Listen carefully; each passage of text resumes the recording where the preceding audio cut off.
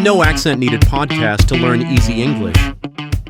Hey, English learners, welcome back to the No Accent Needed podcast. I'm Emma, and today I'm here with Jake. Hi, Jake. How are you doing? Hey Emma, honestly, not great. I've been feeling a little lonely lately. Oh no, what's going on?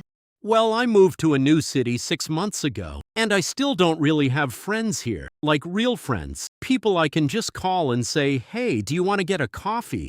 That's really hard. And you know what? I think so many people listening right now feel exactly the same way. Really, because I feel like everyone else has it figured out. I see people at work laughing together, going out after work, and I'm just like, how do they do that? I know that feeling. It looks so easy for other people, right? But today we are talking about exactly this: how to make friends as an adult, because nobody tells you it's this hard.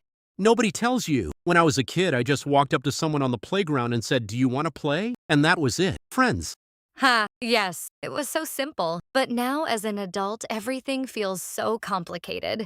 So complicated. I don't even know where to start. Like, do I just walk up to someone at work and say, hey, do you want to be my friend? That sounds so weird. It does sound weird, and I think that's part of the problem. As adults, we feel embarrassed to say we need friends. Exactly. There's like this pressure to already have everything sorted. Like you're 30 years old, you should have your friends, your life, everything figured out. But that's just not true for a lot of people. People move cities, people change jobs, relationships end, and suddenly you have to start again. And starting again is scary. I remember my first week in the new city. I came home from work every evening and just sat on my sofa, alone, watching TV, and I thought, is this my life now? Oh, Jake, that sounds so lonely. It was. And the worst part is, I felt ashamed. Like, what is wrong with me? I'm a normal person. Why can't I make friends? And that shame makes it even harder, right? Because you don't want to tell anyone you're lonely. You don't want to say it out loud, because then it becomes real, and you think people will think you're weird or sad. But here's the thing, loneliness is so much more common than people think. Studies show that 1 in 3 adults feels lonely regularly. 1 in 3. Wait, really? That's a lot of people. That's a lot of people sitting on their sofas feeling exactly like you did, Jake, and feeling like they're the only one. That actually makes me feel a little better. Is that strange? No, that's completely normal. It helps to know you're not alone in feeling alone. Ha, that sounds funny, but it's true. It really is. Okay, so what do we do about it? Because knowing other people are lonely doesn't automatically give me friends? Ha, true. Okay, so let's talk about real tips, real things you can actually do. And I want to start with something that helped me a lot when I was in a similar situation. Wait, you went through this too? Yes, a few years ago I moved to a new neighborhood and I knew nobody, and I was really struggling. I would go to work, come home, and that was it. My world was very small. So what did you do? I joined a book club, and honestly, the first time I went, I wanted to leave after 10 minutes. I didn't know anyone, I felt awkward. I hadn't even finished the book. That's very relatable. But I went back a second time, and a third time, and slowly I started to recognize faces. And then one evening I sat next to a woman called Rachel, and we just talked and talked, and now she is one of my closest friends. That's really lovely. But can I be honest? The idea of walking into a room full of strangers sounds terrifying to me. It is terrifying. The first time is always the hardest. But here's the key thing, Jake. You don't need to make a friend on day one. You just need to show up. Just show up? Just show up. That's the only job on the first day. Say hello, learn one name, and go home. That's it. Okay, that actually sounds manageable. One name, I can do that. You can do that. And then you go back the next week, and the week after, and slowly, the faces become familiar. And familiar becomes comfortable, and comfortable becomes friendship. So it's really about repetition? Repetition is everything. There's actually a science thing called the mere exposure effect. It means that the more you see someone, the more you like them, just from seeing them regularly. Wait, so I just need to be around the same people enough times and I'll start to like them? And they'll start to like you. That's why school works so well. You saw the same people every single day. Of course you became friends. That makes so much sense. So I need to find my version of school, a place where I see the same people every week. Exactly. It could be a gym class, a running group, a cooking class, a language club, anything. The activity doesn't even matter that much. What matters is that it's regular and it's the same people. Okay, so for me, I actually started going to a five-a-side football team a few weeks ago, every Thursday evening. Oh, that's perfect. And how is it going? It's going okay. I know a few names now. There's a guy called Tom who is absolutely terrible at football but very funny. Ha, Tom sounds great. Have you spoken to him outside of football? No, not yet. And that's where I get stuck. Like, how do you go from we play football together to we are actually friends? This is such a good question. And I think the answer is you have to take a small risk. After the game, you say, "Hey, Tom, a few of us are going for a drink. Do you want to come?" But what if he says no? Then he says no, and that's okay. It doesn't mean he hates you. Maybe he's tired, maybe he has plans. You try again another time. But rejection feels so personal. I know, but here's how I think about it. If someone says no to coffee, they're not saying no to you as a person. They're just saying no to coffee on that specific day. That's actually a really helpful way to think about it. And most of the time, people say yes, because most people are also looking for connection. They're just waiting for someone to make the first move. So I should be the one who makes the first move?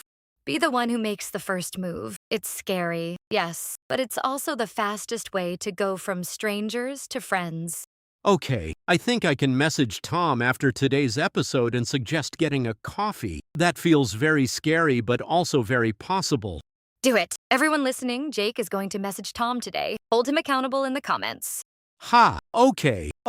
The pressure is on. But actually, let me ask you something, Emma. What about people who are very shy? Because I'm not super shy, but I know some people who are really introverted. Is this all even harder for them?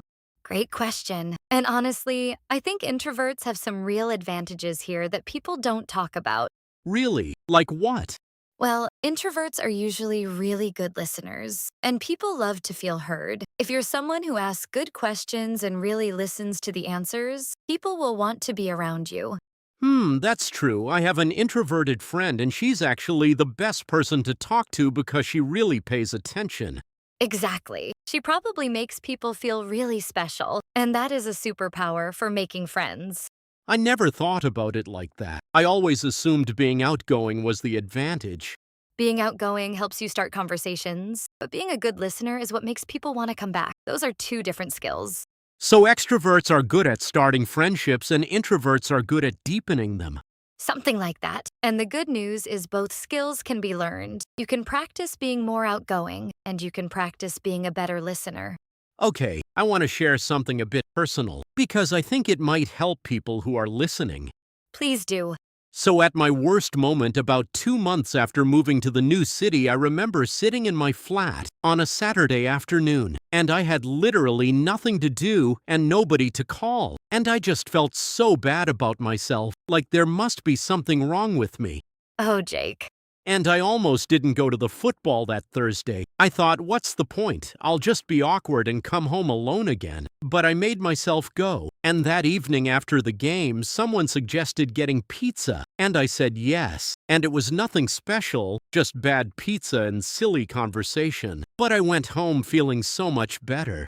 Because you connected with people. Just a little bit, just for 2 hours. But it was enough to remind me that I could do it, that I wasn't broken. And I think that's so important for anyone listening who is in that dark place right now. You are not broken. You are not weird. You are just in a situation that is genuinely hard. And one small yes can start to change everything. One small yes, I like that. Say yes to the invitation even when you're tired. Say yes to the second coffee even when the first was a bit awkward. Say yes to going back even when the first time was scary. And if you don't have an invitation to say yes to, Then you create one. You are the one who sends the message. You are the one who suggests the coffee. You don't wait for life to happen to you. be the one who starts it. Be the one who starts it. And yes, it is scary, but the people who do it are the ones who end up with real friendships. Okay, I feel genuinely motivated right now. Like I want to go home and message 10 people. Ha, maybe start with Tom. Maybe start with Tom. Okay, so let's wrap up with our top tips. Simple, easy things that anyone can do starting today. Tip number 1. Find a regular activity with the same people every week. A class, a club, a team, anything. Just make it regular. Tip number 2, don't try to make a best friend on day 1. Just learn one name. That's your only goal at the start. Tip number 3, be the one who makes the first move. Suggest the coffee, send the message, ask the question. Don't wait. Tip number 4, if someone says no, that's okay. It's not personal. Try again another time or with someone else. And tip number 5, be a good listener. Ask real questions. Remember what people tell you. Make them feel like they matter, because they do. And one last thing from me. If you're feeling lonely right now, please know that you are not alone. So many people feel exactly like this. It does get better. It just takes a little time and a little courage. So much courage. Okay, everyone, thank you so much for listening today. We really hope this helped. And let us know in the comments, how do you make friends as an adult? What worked for you? We want to know. And Jake, message Tom. I'm messaging Tom. Okay, everyone, take care and see you next time. Bye. Bye, everyone. Keep learning and keep going.